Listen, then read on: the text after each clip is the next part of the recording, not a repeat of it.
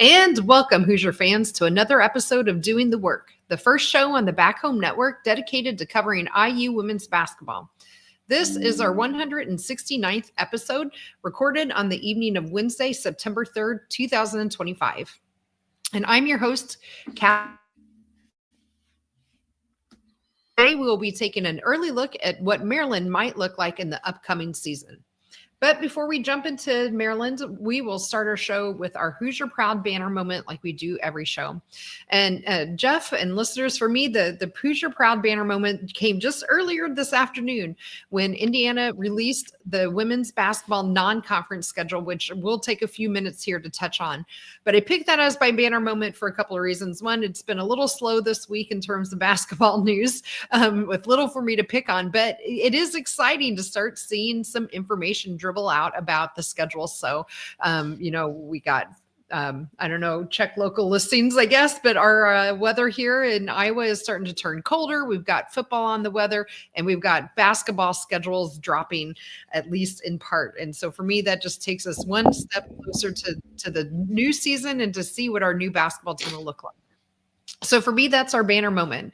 And our banner moment is brought to you by Home Field Apparel, the presenting sponsor of the Back Home Network. Home Field is constantly releasing new schools or updating its product lines, or now opening brick and mortar stores down on Kirkwood Avenue in Bloomington. So you are bound to find something for you or anyone in your life that just loves great collegiate gear. Not only do you get great quality apparel, but you're supporting an Indiana-based business that has its roots in the Kelley School of Business. So either go to their store, or if it's your first time purchasing from them, go to their website, homefieldapparel.com, and use our promo code HOME23 to get 15% off your entire first order. Again, that promo code is HOME23 for 15% off. I'm pretty sure it won't work in the store, but you can go to the website, which is, once again, homefieldapparel.com. Wear one for the team.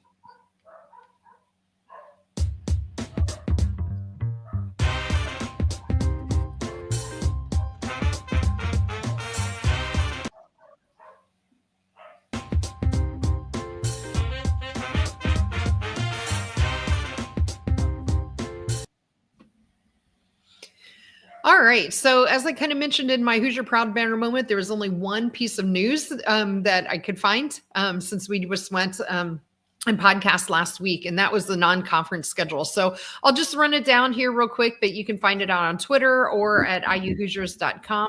So at on October 27th, we'll have an exhibition against Missouri S&T. November 4th, we'll be playing Lipscomb. November 7th, Illinois, Chicago. November 11th, Marshall. November 16th, we will actually be going down to Florida State. November 19th, we'll host Butler. November 25th, we'll be at Florida Gulf Coast. Over Thanksgiving, we'll be playing in the Coconut Hoops tournament. The first game is on the 28th against Gonzaga, and then on the 30th, we'll either play Marquette or Iowa State.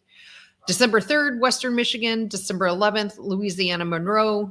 December 14th, Eastern Michigan. And then we finish out the slate with Western Carolina on December 21st. So, Jeff, a couple things jump out to me, but why don't you go ahead and go first? Anything there you want to talk about, or anything else within your Marlow's musings you want to point out? But I assumed you'd want to talk about the non-con schedule. Well, I think the first thing that jumps out to me, Kathy, there's not a marquee home game in this non-conference schedule. I would say all those, and I would say this, all those non-conference home games have to be wins this year round. With that schedule, there's nothing really that jumps off the page at me that says this should be a high-quality opponent, as my dogs are going nuts here. But I don't see any of those games that we shouldn't be favored to win, fairly easily. And I like going to Florida State. The Florida Gulf Coast game, to me, is really intriguing because that's a program that has been pretty solid over the last several years. And so that's not going to be an easy game. But IU fans should not look at that game on the schedule and be like, oh, that's Florida Gulf. No. This is a very good women's program. So then you throw in the two games in the Coconut Hoops Classic. Now, if you find a way to win all four or three of the four of those, now your RPI should be looking pretty solid as long as you don't stub your toe against those teams at home. But I am a little surprised there's not a marquee home game. Yeah, I was going to think the same thing. The closest we're really getting here is Butler. And we all know what happened up at Butler last year. So I wouldn't rule them out by any stretch of the imagination. I agree they absolutely should be favored. But I think there's going to be a lot of, at least for fans, maybe not everyone, at least for me, I'm going to have that kind of hangover and residual effect of losing to Butler last year, that I really hope that team, even though the majority of them weren't on that team last year, but hopefully they will still have heard about it and will be wanting to get some revenge. But I agree with you, Jeff. I think they have to really run the table at home with that schedule that we see on paper right now. Yeah, and Kathy, when I say a marquee home game, I'm talking about a high quality, a Power 5 team.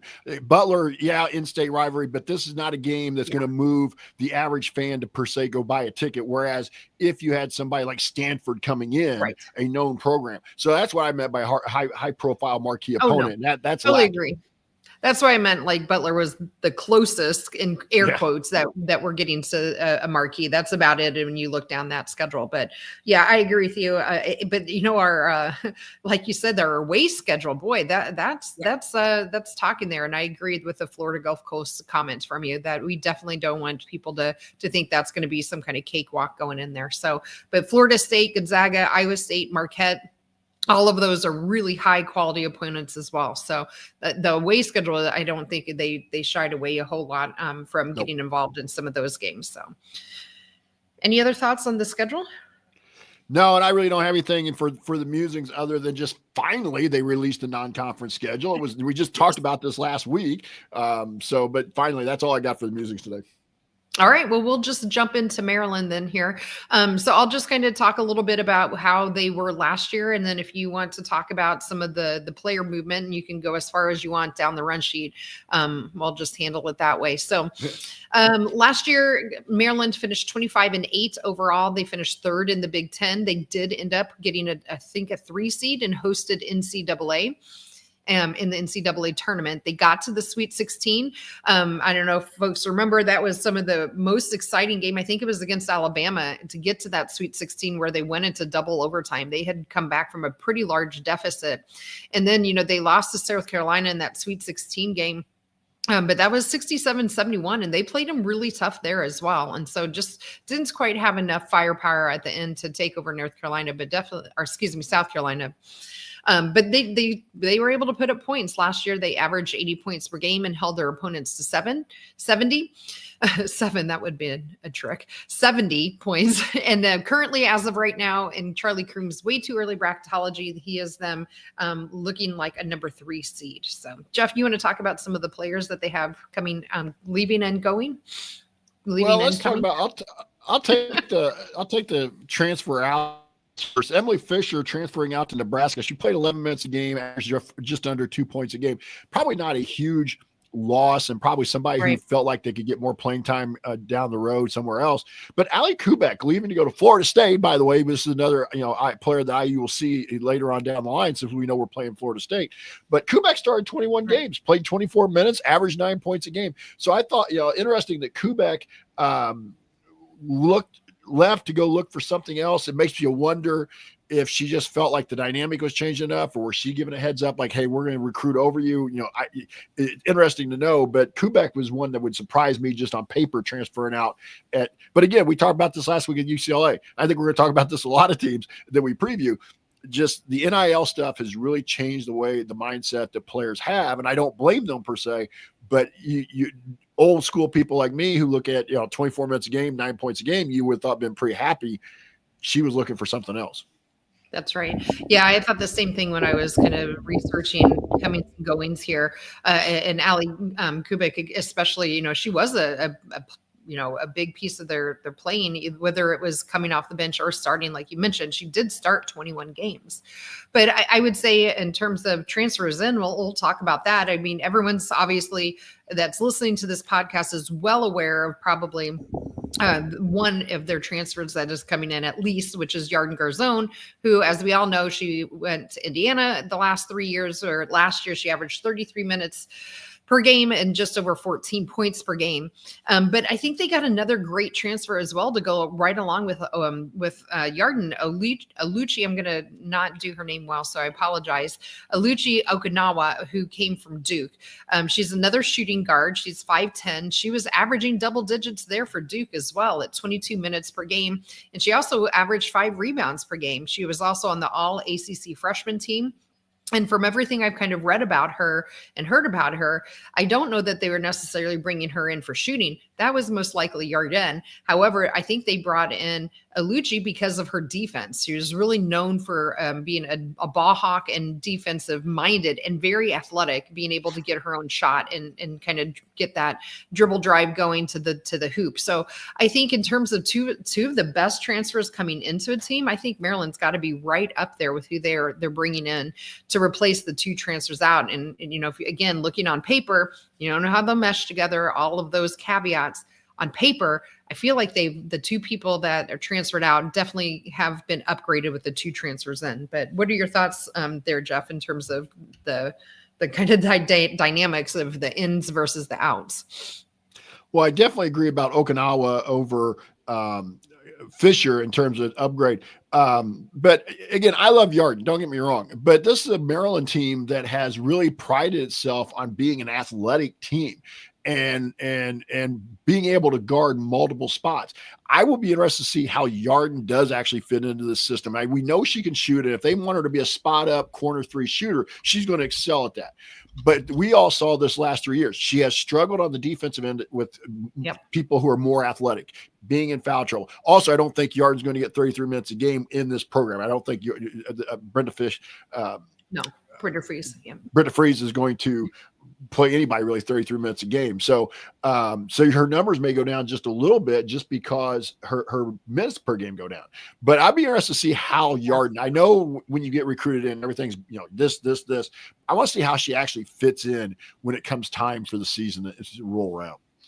Yeah, I absolutely agree with that because, and once we get through kind of their whole roster here, the one hole, if anything, when I was going through this and I, curious if maybe I just missed anything, I don't see a really true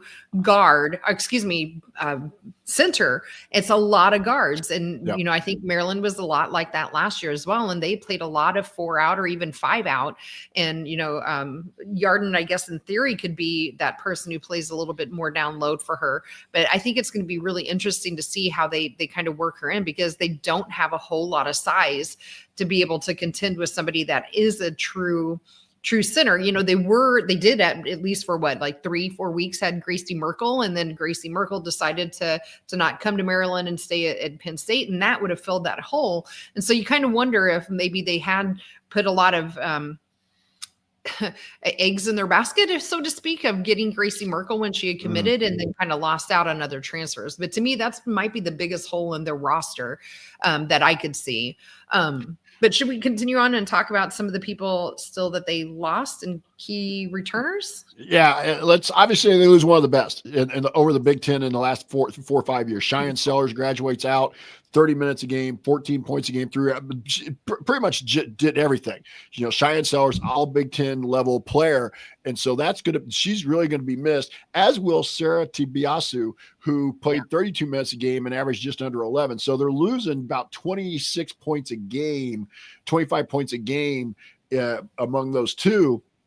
Along with Kubek, who averaged 9. So there's about 34 points a game going out with those 3 players.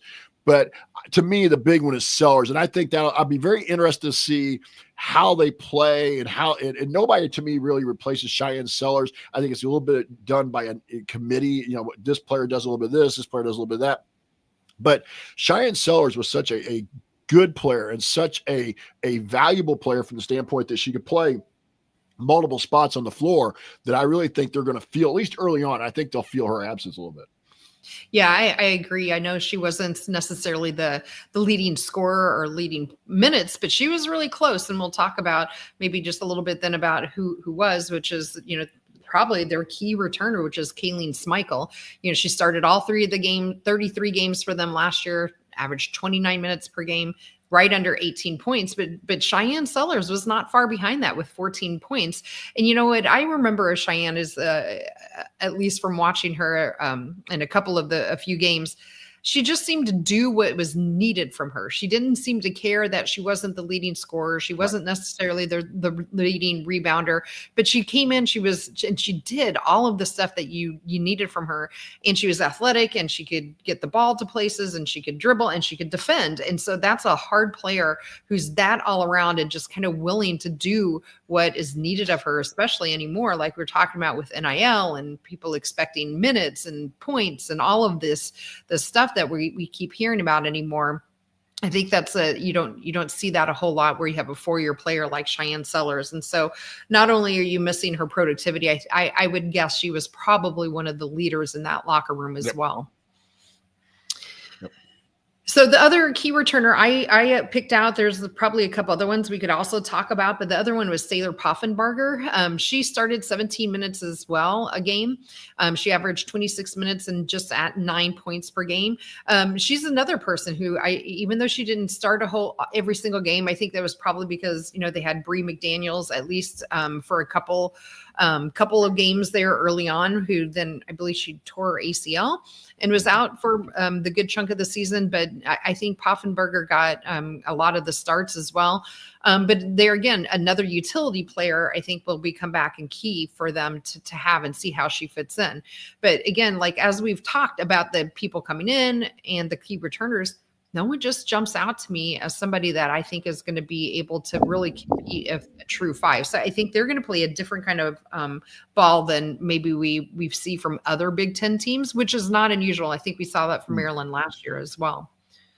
And I like Schmeichel. I mean, Poffenbarger brings a certain skill set as well. But I really like Schmeichel. We saw her at Rutgers even when she was like freshman of the year on the Big Ten freshman team at Rutgers before she transferred to Maryland. I think the one thing, Kathy, you come back to a little bit here is Brenda Fries. She has shown that over the last 4 or 5 years, even before the NIL really took off, she had really mastered adapting her roster and having a lot of wholesale change. This year, judging by just what we're talking about, she's only a couple people going in and out. She lost a couple, she brought a couple in. We didn't really talk about any of their incoming freshmen.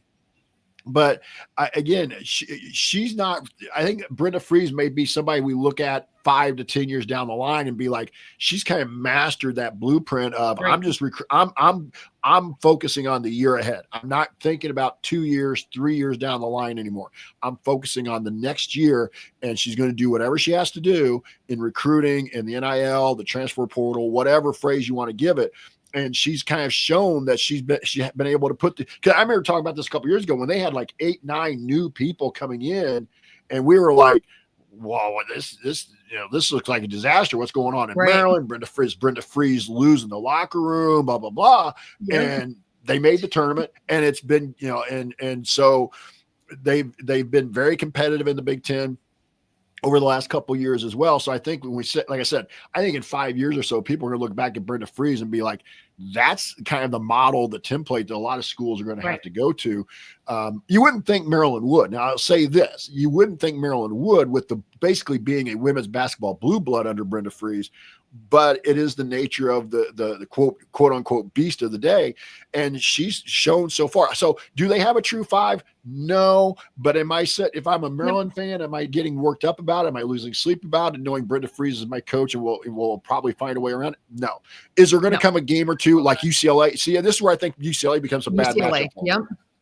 Yeah. UCLA, maybe even USC becomes bad matchups for them because they lack that true 5 to go up against a Lauren Betts. Yeah, that's exactly where I was thinking with that. And just to kind of touch on your comments about Brenda Fries, I mean, in my opinion, I think she's hands down easily one of the top, 2-3 coaches in the Big Ten that we have on the women's side for sure. Easily. She's been around for forever. It feels like she has a national championship under her belt. And, shout out to Austin Rinder. I don't want to take credit for this because they did an interview with her earlier in the summer on their podcast, The Dribble Drive. So for anybody listening, if you haven't listened to The Dribble Drive, they are highlighting every Big Ten team. And most of the time they're actually interviewing the head coach for these teams. And they interviewed Brenda and they asked her on there around Coach Fries and asked her, like, you've been around for a very long time, Brenda, what keeps you coming back? And the thing that she said is that it doesn't feel like a job to her, but that she always looks for ways to change things up. And she used the example on defense when she first started coaching. She was all about the 2-3 zone. Mm-hmm. She didn't even know about man-to-man. And now, if she plays zone, it's not 2-3 anymore. And she had to learn man-to-man. And she always, kind of went out and tried to find new techniques to keep things interesting and to go around the players she had and to fit her system to the players and not try to make the players fit to her system. And I think we all know that when we see that happening, that tends to be a much more successful team and program. And to your point, I think Coach Brenda Fries and her staff will make up way more with their expertise and ability to put in the right plays than not having a true five. My whole point with that is, yes, I think where it's going to keep them is from probably winning the conference title. Will I think they'd be up there? Absolutely. I think they'll contend for it, but I think they're going to run into some toe stubbing when they play UCLA, especially as an example with Lauren Betts and people that had that really true center with that being their home. Any other thoughts on their actual make up their team? Anybody else? That I think the other piece of maybe we didn't touch on, I did a little bit, was Bree McDaniel. I think she was expected last year to be a pretty big piece of the puzzle for them and is going to be next year, depending on her health. That's the only other one looking at their roster from last year. And like you'd mentioned, I didn't really do any research on their freshmen. They could have a freshman coming in that I just didn't know about. Do you know anything about their freshmen coming in? Not really. Nah, me neither. Any thoughts on Bree McDaniel and just more like a wait and see kind of thing? Wait and see, but if she's healthy and is 100%, she's going to give them another legit talent. Yeah, absolutely. Okay, so let's just talk a little bit about their schedule as well. They have, I believe, their non-conference released. At least I found it on multiple places. So I won't go through their entire non-conference schedule, Jeff, but I did look through it. And there's, Loyola Maryland, UMBC, Georgetown, and so on. The closest I see to a big marquee, maybe for them, if you want to call it marquee, is they do play Kentucky at home, but their schedule, at least compared to what we've seen in Maryland in the past as a non-conference schedule, you tell me what you think looking at it. It felt light to me in terms of I remember, I thought it was last year even, boy, this is such a hard non-conference schedule. And I feel like we've said that the last few years. I feel the exact opposite. Right now, the hardest games are Kentucky and Princeton. Outside of that, I couldn't imagine they are going to even come close to losing any of those games. No, I think two things that jump out at me here. I agree with you. It's very, very light. I agree about Princeton, but that's become a decent game over the last several years between those two, because we know how good Princeton's women have been. And then that Kentucky game, Kathy, I don't think is at home. I know it says versus, but also has a star by it, and it's going to be someplace we don't know where, but it's going to be at someplace. They play they play Hofstra the next day over. Oh yeah, you're right. Over Thanksgiving weekend. That might be in Puerto Rico. So, but I did see they're going down to Puerto Rico. So that might be the Puerto Rico tournament they're going to. So, but again, the only really quality game they're playing, or I should say quality game, high league game they're playing is against Kentucky. And with that. So but I think we're starting to see a little bit. I'm not going to say Brenda Fries is skirting competition, because I don't think she does. Mm-hmm. But I think to a certain degree, what we're starting to see kind of across the sport, and maybe this is why we should give Terry Moore a little bit of a slack, cut a little slack here, is it becoming more important about getting wins than who you play, per se, on terms of your RPI, your net ranking? Is it more important to just get wins? So is it better to win 10 cupcakes at home in the non-conference rather than go out and challenge yourself with, 2 or 3 quality teams and possibly lose 1 or 2? I don't know. But for Maryland, this is a little bit of a soft schedule for their non-conference. This is a team that's used to playing South Carolina, possibly a UConn, possibly. Now, one thing I will say is maybe this is a situation, and usually basketball scheduling doesn't get this far out ahead, but maybe this is a situation where they thought they were scheduling a UCLA, and then of course UCLA jumps into the league, and so you make some changes. But Yeah, for Brenda Free's team, this is a little bit of a soft schedule. It's light, but we'll see what plays out. Again, I expect them to win most, if not all, of those non-conference games. But again, I think I'll be very interested to see how this plays into like a seeding at the end of the year. If, for example, Maryland finishes 4th, 5th, or 6th in the league, I'm not saying they will, but I'm just saying, let's say they happen to fall down to 4th, 5th, or 6th. How does their seeding get affected but based on their non-conference schedule? Yeah, absolutely agree. Yeah, and thanks for correcting me on the Kentucky game not being at a true home. I do think that's in Puerto Rico, but regardless, it's not at home. Of course, then earlier in the year, all of the Big Ten opponents were released for everybody, home and away only, no games. I think just highlighting some of their home games. They have Indiana coming in, as we know, Iowa's coming in. Oregon is coming in, Washington, but then on the road they have USC, UCLA, they have Nebraska on the road, and then they have Ohio State at both home and away. I didn't cover all of them. Jeff, is there any other ones that jump out to you? No, I just find it interesting that Ohio State is the double play for these two teams, right? Ohio State and Maryland. And I think that's partly because there's no natural geographic rival for them. You would think maybe Rutgers and Maryland, but in Penn State and Ohio State. But I think maybe the league did a pretty decent job when they did this a couple years ago, put this together, that Ohio State and Maryland are two of your better programs. And so with that, since there's not a natural geographic, there's not a Michigan State, there's not a Purdue, Indiana, there's not a Wisconsin, Minnesota, that, natural geographic rivalry. But yeah, I think the big thing, you look at that schedule, Kathy, they got to go out to they go to LA, very similar to kind of IU schedule. They go out to the West Coast for the LA trip. And then they have Michigan at home, Michigan and Michigan State both on, Michigan State both on the road. So it's interesting from that standpoint. You look at their home schedule. Northwestern hasn't been very good. Penn State hasn't been very good. Purdue hasn't been very good. Wisconsin's been a little better, but they lost some key player in the transfer portal. And so they've really got, I hate to say, their home schedule is going to be easier than their road schedule. Yeah, I thought the same thing when I glanced through this. So speaking of the home schedule, we already said this, but Indiana will be going up to College Park this year. And we do have a question from one of our listeners here in the chat asking how we think that we stack up against Maryland for our game in College Park. So I know later in the year, in the season, pre-seasons, I guess, if you will, for podcasting, we'll be doing our full predictions in terms of what Indiana's win-loss might look like. But talking about this specifically, Jeff, how do you feel we will fare going up to College Park, knowing what we know today on September 3rd? I'd love to get the win, just to be like, so you could look back and, not that I'd be this petty, but Yarden, what'd you transfer for? I want that. Honestly, I just don't know enough about us yet. I really don't. I mean, we talked with Lene, we've talked with Austin. Austin had not seen him practice or anything. Lene had, felt like we got good things from her as far as the way things were going. But until we see this Indiana team with this many new players actually on the floor playing, competing against somebody else, it's hard to say.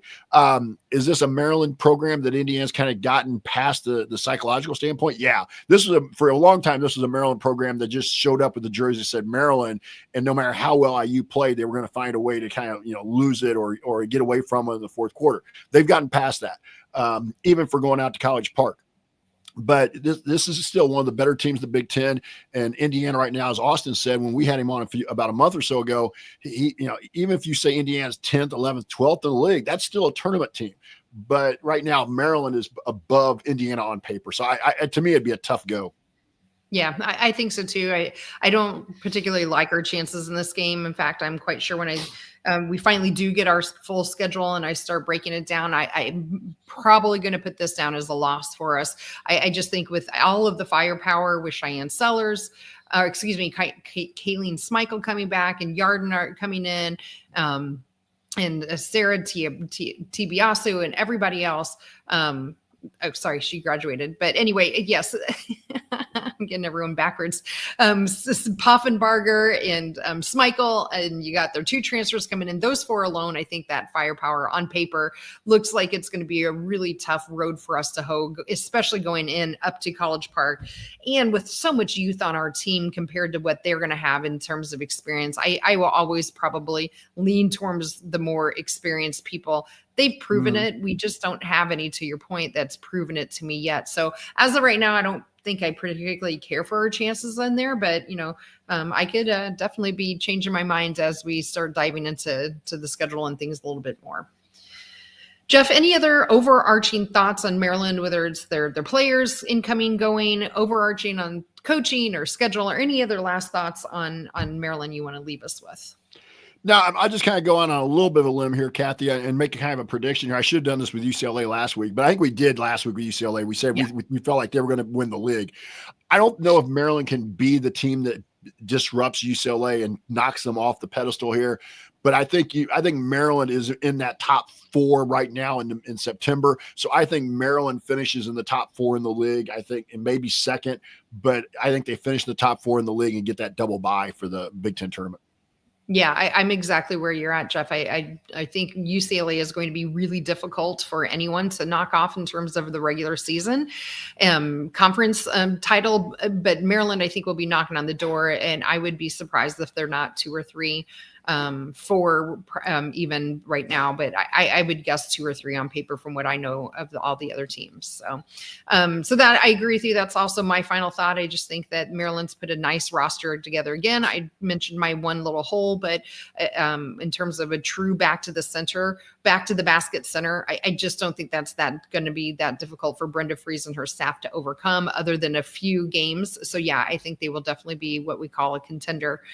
Just as a side note, completely non-Maryland or basketball related, I just want to also wish a happy 14th wedding anniversary to my husband. We have our wedding anniversary tomorrow, so happy anniversary to you, Sean. But with that, I will leave that as my final thought for today.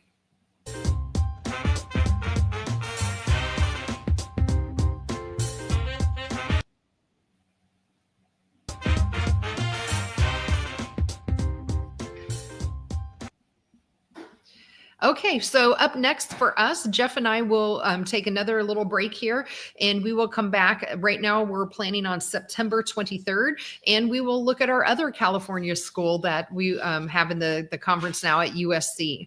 If you want to be part of the show live and be part of our live chat, make sure you subscribe to our YouTube channel at youtube.com/@BackHomeNetwork. You can find all of our Back Home Network podcasts out there. Like I mentioned before, I think we have about 5 billion. A lot of football podcasts going on that Back Home Network, but I think we got quite a few things out there for your listening pleasure while you're mowing the grass, driving to work, or whatever you are doing while you podcast. You can also be part of our private community. You can find out more about that at assemblycall.substack.com. Special thanks to John Rigger of Riggs Design for designing our logo. Big thank you to Bob Thompson for the music you heard in the broadcast. But most of all, thank you all for listening. We'll be back to talk hoops with you in about 3 weeks. But until then, keep your elbow in, your eyes on the rim, and let's go Hoosiers.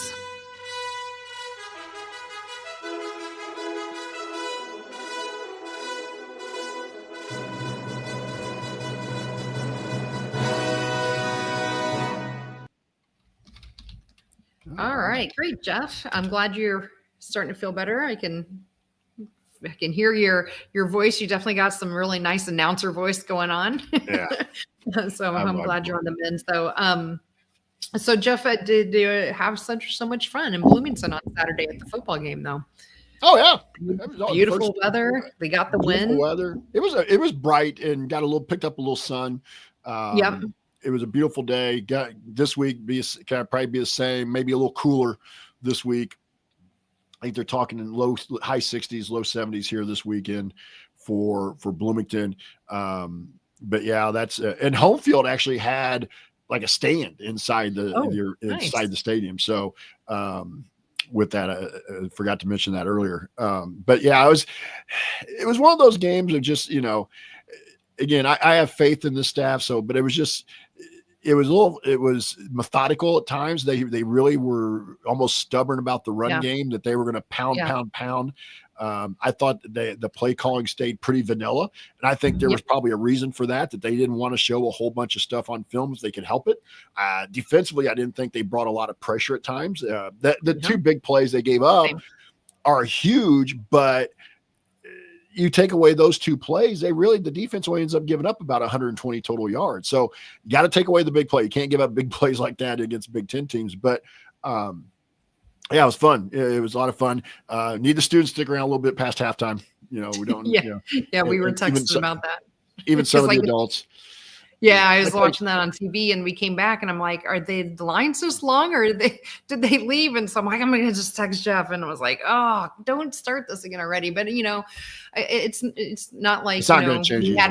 Right. It's not like we had 100 years of terrible football culture that we can overcome in one season. But yeah, I'm with you. The same things on what I saw and everybody else that's been podcasting. But it was the same thing with FIU last year, right? They kind of got out to a slow start, and they had a lot of stuff that they got down on paper or not paper, but on film for the players to be able to watch and correct. And I expect this weekend with Kennesaw State, they'll blow them out of the water and kind of correct some of that. So yeah, looking forward to it. I'll be able to watch that game. I might end up missing the next, at least the next Indiana State game. Will be out of town. Finally meeting the grandbaby that weekend. Cool. So very, very good reason. And then depending on what time the Illinois game is, I have a wedding to go to that night. So I'm hoping for a big noon kickoff for the Illinois game selfishly, because then I'll be able to watch it. It just, if you remember last year, the crowds really didn't start sticking around. Yes, SIG kind of pleaded with them to stay, but they didn't stick around until the heart of the Big Ten schedule rolled into it. And that's when they started staying. And of course they were winning. So, but it's part of what they got to find a way to get past is that culture that it's okay for the students to leave at halftime. So, yeah, that's right. And, I think we're making progress, right? I mean, we already got the Illinois game sold out. And when's the last time we sold out a game before the season even started? I mean, it's got to have been decades. So I think we're making progress. It's just going to be a slow road for, people that are just jumping on with football. So, and I'm one to confess. And by the way, the last 10 years for me or so. By the way, it's not all students. Adults need to learn to stick around for the entire game. That's right. I heard it was very much a lot of alumni as well that left and regular non-student fans, I guess. So. But Jeff, I know you're not feeling well. Well, let's end this and get you some rest and drink some orange juice or whatever you need to do these days to get yourself on the mend. I'm glad you're here. Thanks to everyone else who is listening, and have a great night. Good night, everybody.